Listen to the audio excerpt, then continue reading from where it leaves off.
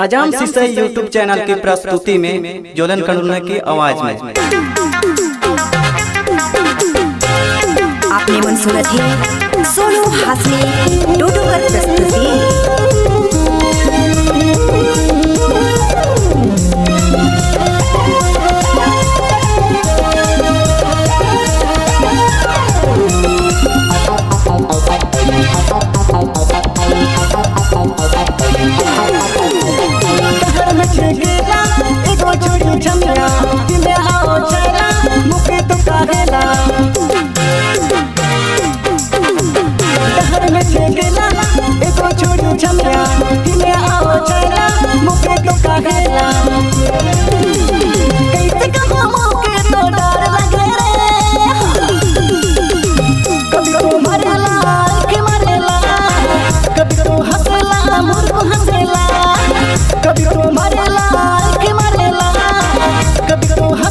सोनू हासमी डोडो कर प्रस्तुति।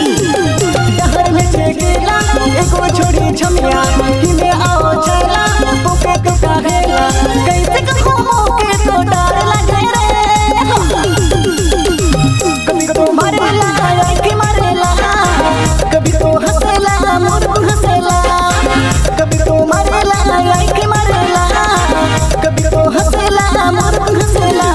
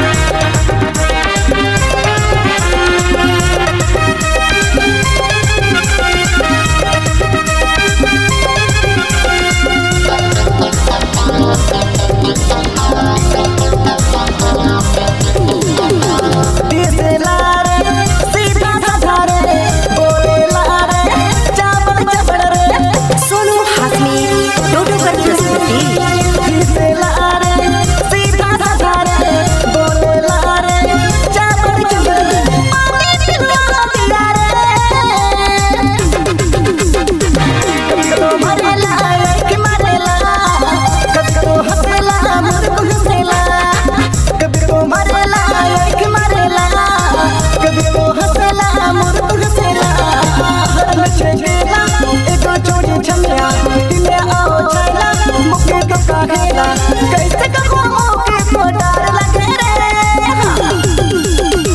कभी तो मारेला कि मारेला कभी तो हंसेला मोर हंसेला कभी तो मारेला कि मारेला कभी तो हंसेला मोर हंसेला।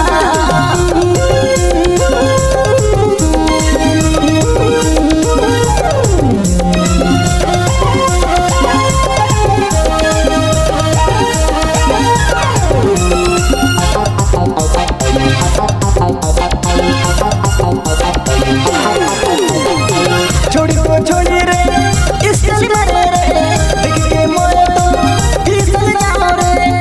सोनू हासमी डोडो कर प्रस्तुति। छोड़ी रे इसके मरे रे देख के मोरे तो फिसल जाओ रे हल्ला मोर टाइट हो करे कभी तो मारेला कि मारेला कभी तो हंसेला मोर हंसेला कभी तो मारेला कि मारेला कभी तो हंसेला मोर हंसेला। डहर में चेकेला एको छोड़ी छमिया कि में आओ चला मुके तो काहेला कैसे कहूं के तो डर लगे रे कभी तो मारेला कि मारेला कभी तो हंसेला मोर हंसेला कभी तो मारेला कि मारेला कभी तो हंसेला मोर हंसेला।